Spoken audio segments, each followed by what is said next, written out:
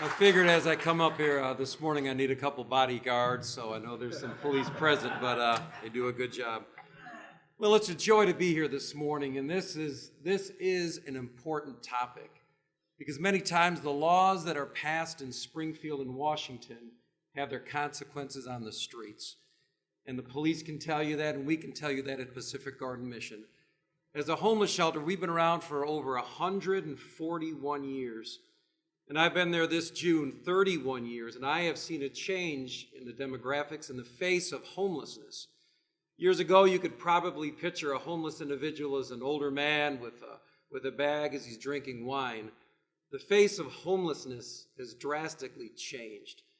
And it's heartbreaking when you see 18, 19-year-old kids on the street. And we see that regularly, and again, as a father myself, as I look at some of these young men walking through our doors, and I think you should be preparing for your SAT test or choosing what college you're going to go to, but they're navigating life on the streets of Chicago, and they're homeless. And there is a correlation to homelessness and drug addiction, specifically marijuana usage. I read this last night. This was from the Addiction Center. I believe this by my observation, but homelessness and addiction go hand in hand, and the end result of homelessness is often substance abuse, and substance abuse often contributes to homelessness. Well, we're talking a lot about Colorado today, and again this morning I read that in Colorado there's an 8% rise in homelessness. Now, that's a real issue in Chicago. When you see people under the streets or on the streets, now there's mattresses and people are calling us and asking questions. What do we do with the numerous individuals that are out there? There is a correlation with drug usage and homelessness. Many of the folks that come to us, and of course, not all homelessness is driven by drug addiction, but I would say most of it is. We changed our policies probably about 4 years ago, and we were averaging about 1,200 people a night. Now think of that number for a moment. 1,200 homeless men, women, and children just in our shelter alone. So I talked to the staff and we said, what are we doing? We're not here just to house people. We want to see life transformation, which I believe we're a Christian ministry, and I believe that comes through faith in Jesus Christ. Well, what we did is we limited the stay. We had a 30-day in and a 30-day out policy, meaning if you're with us for 30 days, if you're homeless, that's fine. But after 30 days, you need to sit down with one of our intake workers and share what your plan is. Are you looking for work? Are you going to school? If you're dealing with a substance abuse problem, we started what's called the New Day Substance Abuse Program. Theo here, he'll speak a little bit in a few moments. He's the head of our substance abuse program. We've seen an absolute change. So many of the men and women that have come to us that have said, I'm on the streets because I'm getting high, and we say, well, you can't stay here anymore unless you join our substance abuse program. Many of them have joined, and we've seen the changes. I think, Ron, there's this guy, Big Charles. He was, his 30 days came up, and Ron gave him some job leads, and he wouldn't go, and Ron said, well, you have to go then. And he said, I want to tell you the truth. I got a drug problem.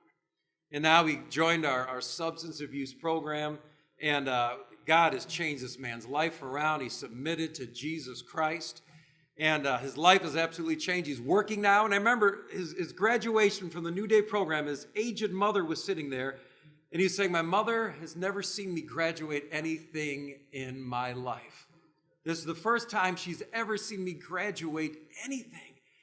Oh, and the joy that brought to me just hearing that. But again, there's another part of it that's not spoken about.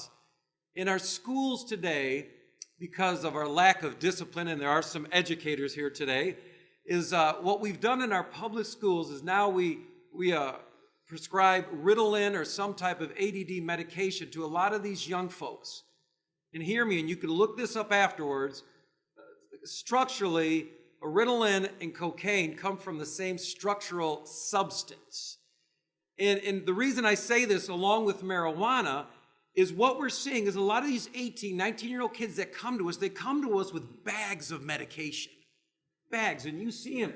And now to join our program, you have to have a 30-day supply.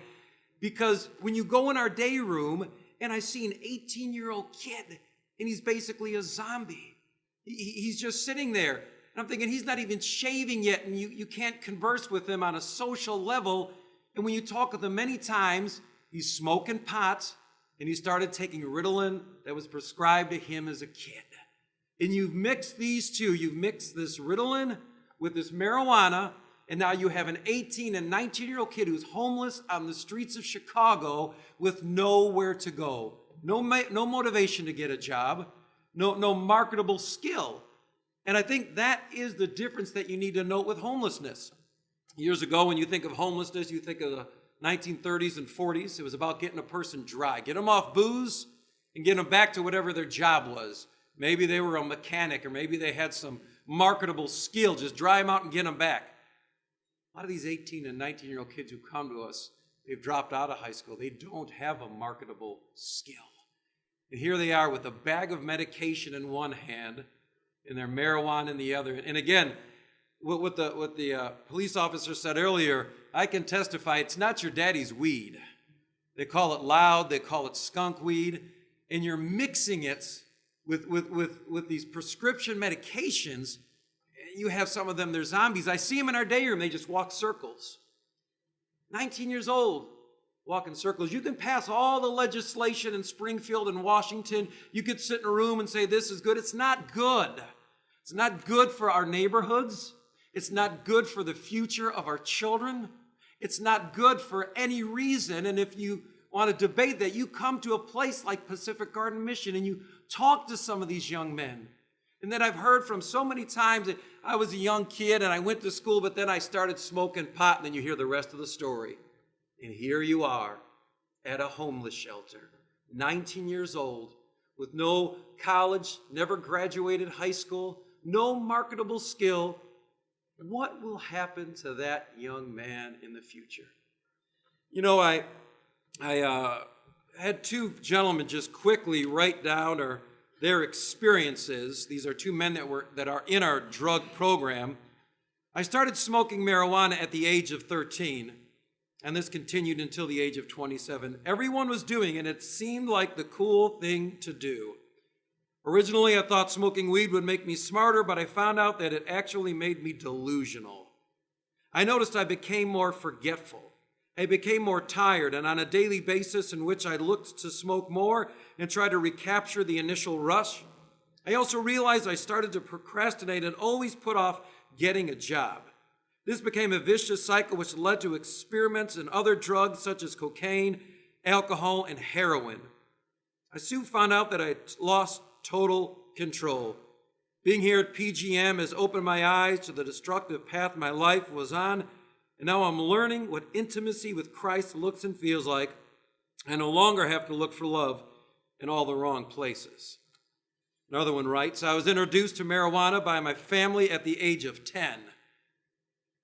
Now, when I say that, and I want you to hear me, I hear from many of these folks that they started using drugs with their parents.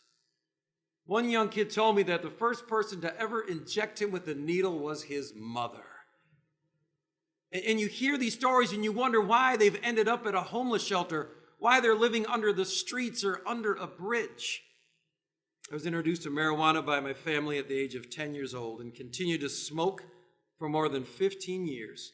I felt that I needed to smoke morning, noon, and night. It appeared I could never get enough, which led to alcohol use and heroin addiction. Again, one common theme that I can't say enough is it is a gateway drug. Again, if you don't believe it, we could argue it. You could talk about it in Springfield, but you go to the streets and talk to the people that are there. You go to a place like Pacific Garden Mission and you ask every one of those men, women, and children that maybe have struggled with it at one point, what was your first drug? Unanimously, you'll always hear marijuana. It's led to cocaine, heroin. So he says, I found myself stealing from my parents, neglecting my hygiene, stealing from stores, which led to incarceration for 10 years. Upon release from jail, I found myself struggling with depression and low self-esteem and irrational behavior. My family turned their back on me, which led me to more drug use. As I reflect back on my life, I realized before marijuana, I was a good kid. Think about that. Before marijuana, I was a good kid. And this is what we want to legalize? And I decided to come to PGM's Bible program, which helped me become rooted and grounded in the Lord, which gave me a new perspective and meaning of life. I now walk with my head up, and now have a new outlook and attitude pertaining to being a productive member of society. I thank God He removed the shackles of addiction and gave me hope and a new life. I thank God He removed the shackles. Why do we want to legalize what is putting people in bondage? I believe one of the only things, or I personally believe the only thing that can free people, and again, I am a pastor, so I do quote from the book of Revelation where the Bible talks about sorceries, and the Greek word for sorceries is pharmakia, which is our English word drugs. I really believe it is a form of sorcery, and the only thing that can free a person is the person of Jesus Christ. And we have seen that time and time again. So my friend, as I close and I'll turn it over to my colleagues, I want you to think about some of these issues because they are very real in our society. When we look at the problems that are happening in our streets, in the criminal justice system, right now there's a place in downtown Chicago, Pacific Garden Mission, 14th and Canal. People are streaming through the doors.